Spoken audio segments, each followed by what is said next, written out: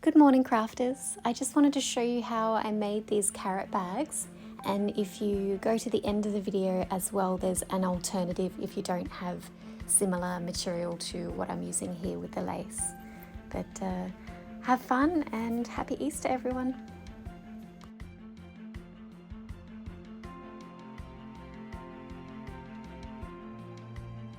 Fold the materials, so you can see here that I've just folded that across, and I'm going to start cutting here and go to about there, and then when you unfold it, you've got a perfect triangle. And now all I'm going to do is I'm going to sew up one and up the other. This is a cream material for the tops, which I would prefer green. So what I'm going to do is I'm going to pop them in this bucket, and I've got some leftover tie-dye. I'm just going to pour that in there.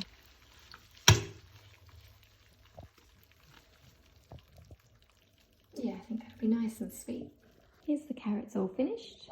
I've just put the little zigzag on the outside just to keep it from fraying.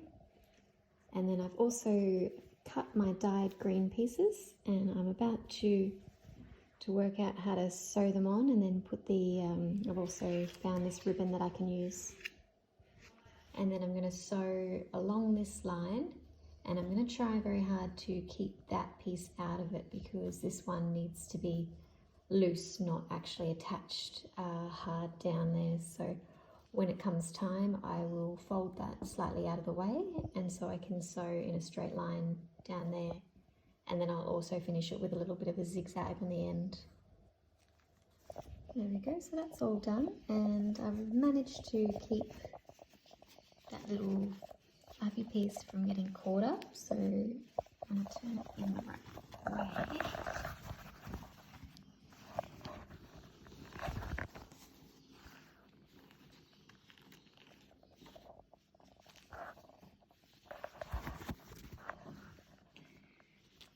That's all like that. So what I like to do with this type of material is eventually these are going to sit down once I've ironed them, but I'd like to keep them up straight, because now what I'm going to do is I'm going to sew these two pieces together. So I'll pin this one first so that these don't get caught up in the orange material when I'm sewing it, and then I'll show you exactly how I attach the two together before sewing.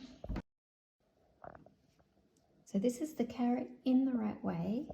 Inside, the green part is showing the inside, so after I've sewn it and I flip that back, then it's all going to be the right side there. So all I need to do now is sew along this line, and I'll do a little zigzag, and then it'll be ready to put the ribbon in. Here we go, all done and ready for some ribbon. What I'm going to do is I'm going to insert it into these holes here, so that I can pull it tight one way and pull it tight the other way. I've put two pieces of ribbon through, one starting on this end and going all the way back, and then one starting on this end and going all the way back to there. And the joy of this is when you pull it, you pull one on each side and they just come together really cutely.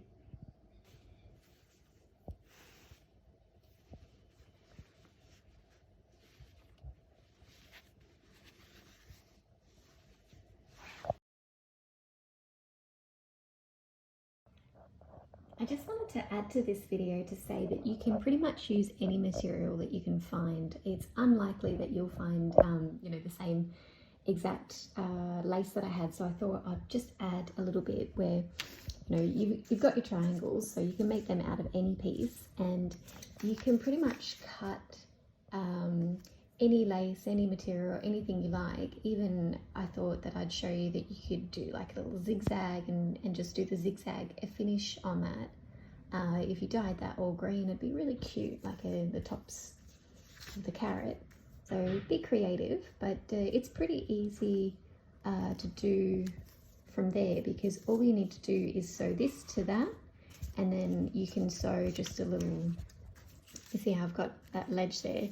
If you sew it along the top, what that does is it leaves a little, like, I'm lost for words this morning, you know, like a little place where you can put the ribbons through there.